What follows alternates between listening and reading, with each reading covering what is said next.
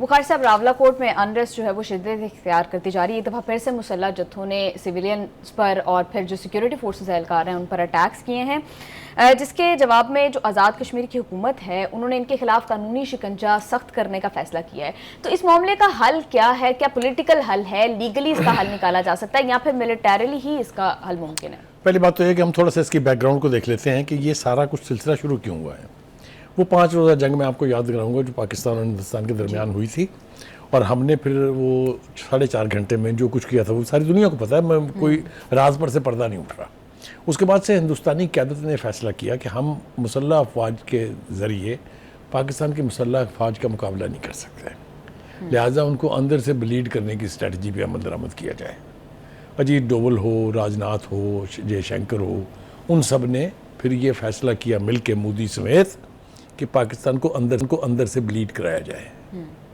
اس کے لیے انہوں نے کیا کیا کہ جو کابل رجیم ہے، جو کرائے کے ٹٹو جو ہوتے ہیں، آپ کو پتہ ہے نا کرائے کے قاتل جن کو کہتے ہیں، انہوں نے کہا کہ دے آر ولنریبل، مال دیں ان سے جو مرضی کرا لیں. یہی ہوا.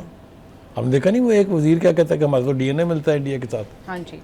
اب اس کی بھی پوری تاریخ ہے جس میں جانے کا اس وقت نہیں ہے، ورنہ خان غفار خان صاحب سے میں شروع کروں گا اور بات پوری جو ہے سمجھا کے چھوڑوں گا، اس لیے میں اس وقت اس میں جانا نہیں چاہتا. لیکن انہوں نے کیا کیا، ان کے کابل کے اندر جتنی بھی دہشت گرد تنظیمیں تھیں ان میں سے 2-3 جو ولنریبل تھی، ایک تو ٹی ٹی پی، ٹھیک ہے، اور اسی طرح سے داعش، اور دوسری تنظیموں کو پیسے دیے، مال اسلحہ دیا، تربیتی کیمپ وہاں کھولے، ان کو ٹرین کیا اور پینیٹریٹ کرایا جو ولنریبل بارڈر ہے ہمارا بلوچستان کا، اس کے ذریعے.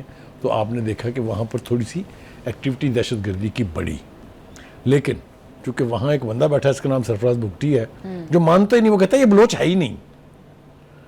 اس کی اسٹیڈ فاسٹنس سے، ہماری مسلح افواج کی کوششوں سے وہاں تو اوقات میں لایا جا رہا ہے. صورتحال ڈینجرس بنی ضرور وہاں، لیکن وہاں ریٹ قائم ہو گئی ہے. یہی حال ہے اب کشمیر کا.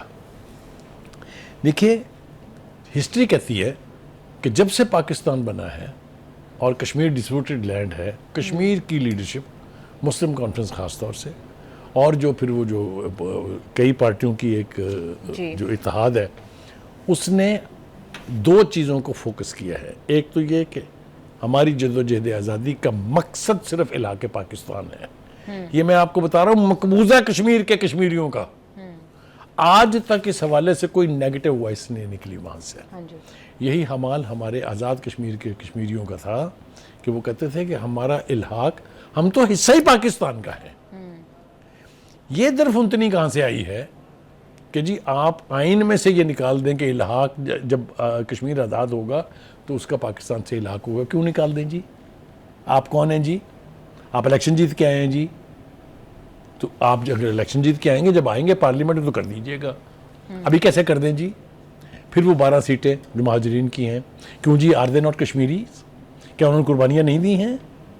وہ تو مختلف بارڈر سے پاکستان پہنچے، ظلم و ستم سہ کے، قتل و غارت برداشت کر کے. تو ان کا مطالبہ تو کوئی جینون نہیں ہے. 2 بڑے مطالبے میں نے آپ کو بتا دیے ہیں. لہٰذا اب آزاد کشمیر کی حکومت نے بھی فیصلہ کیا ہے اور پاکستان گورنمنٹ نے بھی فیصلہ کیا کہ بس انف از انف. جتنا دیکھنا تھا، برداشت کرنا تھا، کر لیا ہے. وہ حد سے تجاوز کر رہے ہیں، لہٰذا ان کو روکنا ضروری ہے. ایک تو آزاد کشمیر کی حکومت نے سارے مقدمات ان کے خلاف جو بند کیے تھے as a result of an agreement, وہ سارے کھول دیے ہیں. گرفتاریوں کا سلسلہ جاری ہے. اسٹرینتھن کر رہی ہے پاکستان کی آرم فورسز اور لا انفورسز اپنے آپ کو. ایکشن ہوگا. جب آپ کسی ریاست کی رٹ کو چیلنج کریں گے تو یہ توقع نہیں رکھ سکتے کہ ریاست ان کے سامنے لیٹ جائے گی. یہ دنیا کے کسی تختے پر نہیں ہوتا. تو پھر جیسے سیکرٹری داخلہ صاحب کہہ رہے ہیں کہ آپریشن ناگزیر ہے، تو آپ سمجھتے ہیں کہ واقعی ناگزیر ہے؟ میں نے تو آپ کو کہا کہ operation is just about to be launch, but this time this will not be in operation for few hours. یہ اسی طرح ہوگا جس طرح آپریشن شبان جاری ہے ٹل دا لاسٹ. دیکھیں نقصان تو پھر ہوگا نا. آپ ریاست پہ قبضہ کرنے آئے ہیں تو آپ کو پھول پیش کیے جائیں. آپ مجھے بتائیں.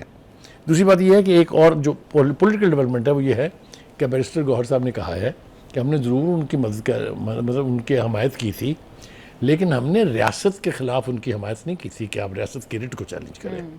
I think this is a very wise and political statement. وہ یہ کہتے ہیں کہ آزاد کشمیر کی صورتحال پر واضح موقف ہے کہ ہم ریاست کے خلاف بیانیے کے ساتھ نہیں ہیں. دیکھیں کیٹیگورک ہے. ایکشن کمیٹی سے مطالبات کی حمایت کی، لیکن نہیں ہم یہ نہیں چاہتے کہ خون خرابہ ہو.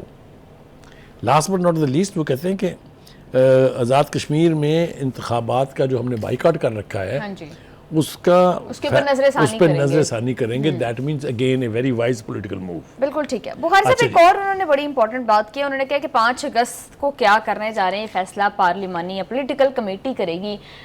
پھر ہم خبریں سن رہے ہیں کہ 5 اگست کو ایک احتجاجی تحریک جو ہے اس کا آغاز کیا جائے گا جس کو محمود خان اچکزئی جو ہے وہ لیڈ کر رہے ہوں گے. دوسری طرف بہن ایک لانگ مارچ کی کال دے رہی ہیں، تو کیا اسٹریٹجی ہے؟ 3 مرتبہ یہ جوائنٹ اپوزیشن مارچ اور جلوس اور احتجاج کرنے کا فیصلہ کر چکی، لیکن کچھ نہیں ہوا. کیونکہ پی ٹی آئی کا ورکر جو ہے وہ محمود اچکزئی کی آواز پہ نہیں آئے گا، یہ طے ہے. ٹھیک ہے. دوسری بات یہ ہے کہ پی ٹی آئی کے لوگ اب تھک چکے ہیں. پچھلے 2 سال میں سوائے جلوسوں کے، جلسوں کے، دھرنوں کے، مرکز پہ قبضے کے پی کے کو پنجاب سے لڑانے کے علاوہ اور کیا کیا انہوں نے؟ کوئی کام تو نہیں ہوا نا. تو کہنے کا مطلب یہ ہے کہ یہ اب اس سمت میں جا رہی ہے بات کہ الٹیمیٹ فیصلے کرنے چاہیے. تو بخاری صاحب علیمہ خان صاحبہ آپ کہہ رہے ہیں محمود خان اچکزئی کی کال پر نہیں آئیں گے، تو علیمہ خان وہ جو صاحبہ نان پولیٹیکل سسٹر ہے، وہ جو غیر سیاسی ہے، ہاں جی، وہ کیا کہہ رہی ہیں؟ وہ کہہ رہی ہیں لانگ مارچ کرے، ڈیالہ جانے کا وقت آ گیا ہے. اچھا، یہ تو انہوں نے 1 درجن مرتبہ کہا ہے پچھلے 3 مہینے میں. تو کتنے لوگ آئے؟ بالکل ٹھیک ہے. بخاری صاحب یہ نا اپنی متھ کو خود توڑ رہے ہیں. جی بخاری صاحب، تحریک انصاف نے پھر سے جو پارلیمان کی قائمہ کمیٹیوں سے بائیک آؤٹ کا فیصلہ کیا تھا وہ ختم کرنے کا، اب اس پر غور نہیں، ہو رہا ہے. مستعفی ہوئے تھے، بائیک آؤٹ نہیں کیا تھا. ہاں جی، وہ یو ٹرن ایک تو اور. آپ کو پتہ نہیں کتنی دفعہ استعفے دیے اور واپس لیے انہوں نے؟ کیا آپ کو نیشنل اسمبلی کے حوالے سے یاد نہیں ہے؟ 6 مہینے تک استعفے جو ہے پڑے رہے، جا کے تصدیق کرنے نہیں گئے. جب وہ منظور نہیں ہوئے واپس گئے، واپس لے لیے، پھر تاریخ چلائی واپس لینے کی. تو ہاں لے لی ساری. بالکل بخاری صاحب، جب ویسے وہ استعفے دے رہے تھے تو آپ نے تب بھی مشورہ دیا تھا، اب انہیں جا کر خیال آ رہا ہے کہ اسمبلی میں رہتے ہوئے، قائمہ کمیٹی میں رہتے ہوئے حکومت کا بہترین احتساب جو ہے وہ ممکن ہو سکتا تھا.